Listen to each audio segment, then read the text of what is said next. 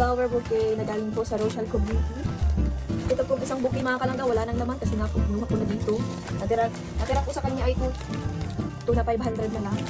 Kasi nga po ay ginamit ko po pambili ng bigas, pambili ng ulam, pambaon ng mga kapatid ko.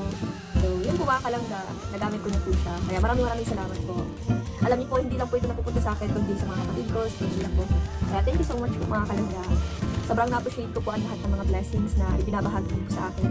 Alam ko po, isa lang po nakakaalam kung ano po yung mga blessings para darating po sa inyo. So, ano po, maraming salamat po kasi alam ko sa mga binibigay niyo, hindi kayo humihingi ng ano magkapalit.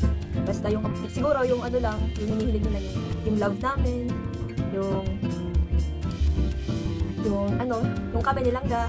Kaya maraming salamat po mga kalangga sa mga inihandog niyo para sa amin. Inihandog, inihandog. Tsang the word inihandog. Grabe yung mga handog. That's all for now. Until next time.